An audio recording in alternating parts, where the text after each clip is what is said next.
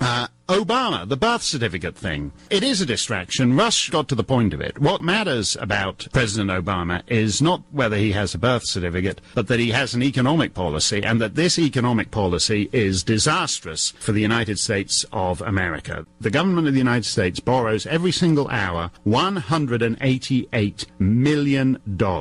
So we're just shy. By the time this show wraps up today, the government of the United States will have borrowed in your name another 3/5 of $1 billion just in the course of this show. What does it do with this money? For the most part, it entirely wastes it. That's the issue. When you're spending at that level, the president's birth certificate is not the big issue facing this country. It was damaging him because people look for explanations as to why a man who is charged with upholding the Constitution of the United States and defending the national interest of the United States and governing in the interests of the people of the United States, why such a man would embark on policies that are entirely ruinous for the United States. Now, the clever guys in the media have come up with an explanation for this, and we're going to get into that. But the quick version of what the Washington Post thinks is that Barack Obama is simply too intelligent to be president. According to a professor of social psychology at the University of Virginia, and if that's not a smart guy, who is? A professor of social psychology at the University of Virginia, Jonathan Haidt.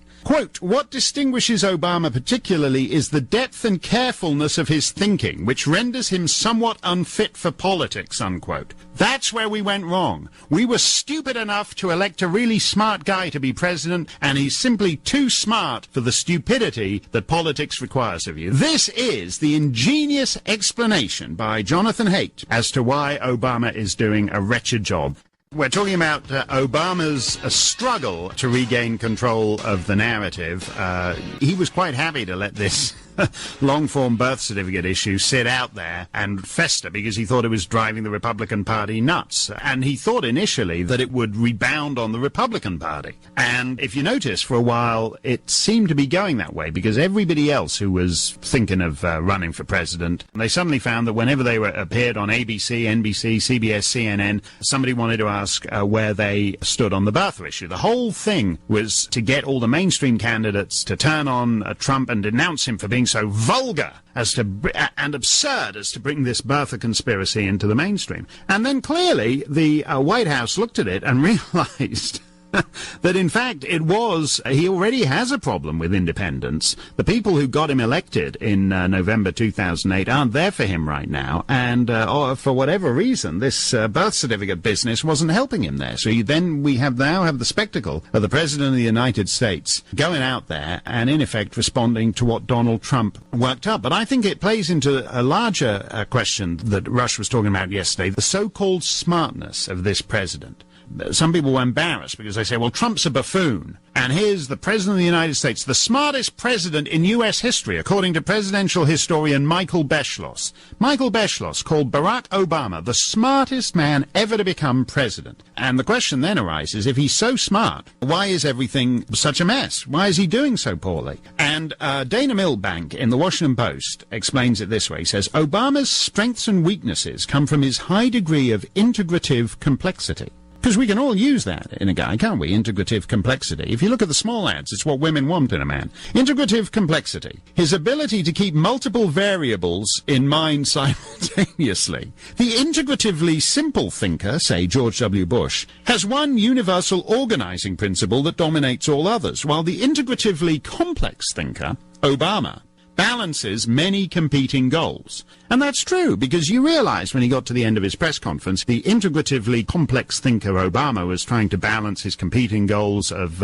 should he get an Air Force One and fly off to Chicago to do the Oprah interview, or should he go out to the golf course for another 18 holes on the links. This is an integratively complex man. Philip Tetlock, a professor of psychology with the University of Pennsylvania's Wharton School of Business, found that politicians on the center-left, where Obama dwells, tend to have the highest degree of integrative complexity.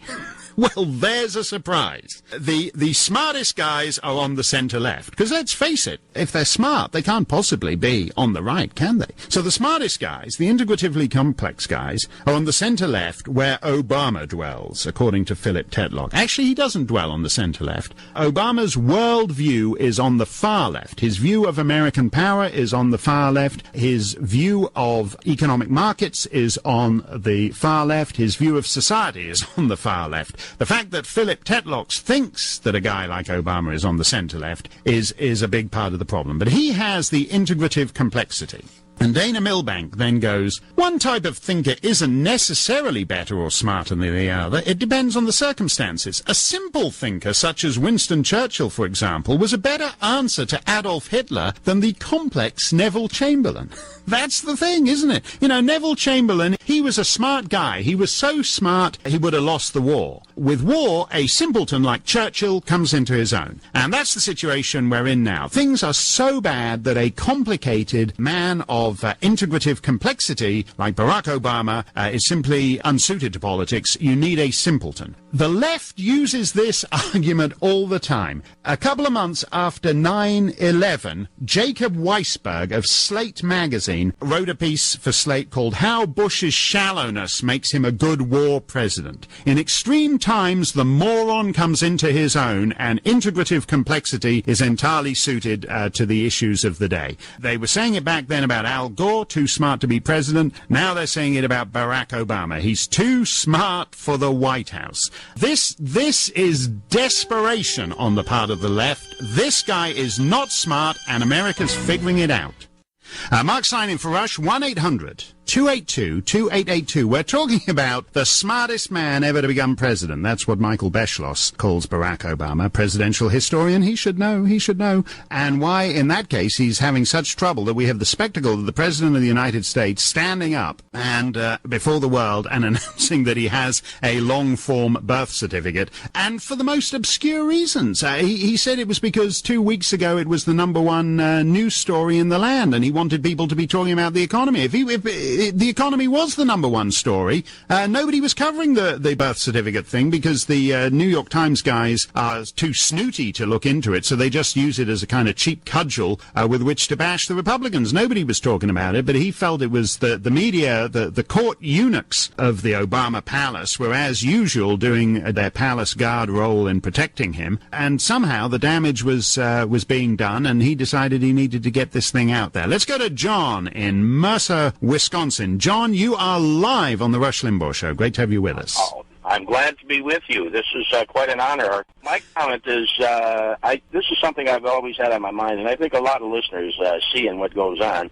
I talked to your call screener, and I said, why is it every time we get a Democrat president, they fall into a certain template? We all realize, and I go back to the days of Jimmy Carter, and he was a certified genius, just like the present certified genius we have in office. And when you watch television and you hear the talk shows like The View, Joey Behar has said, well, he's a certified genius, I'd like to take a different approach, and my credentials are, I graduated with a degree in sociology and a minor in psychology, and gone on into the financial industry, got my Series 7, so I'd like to consider myself reasonably intelligent. But I can tell you, what meets my eye is this, that the guy is probably more closely identified as a testament to affirmative action rather than, a certified genius.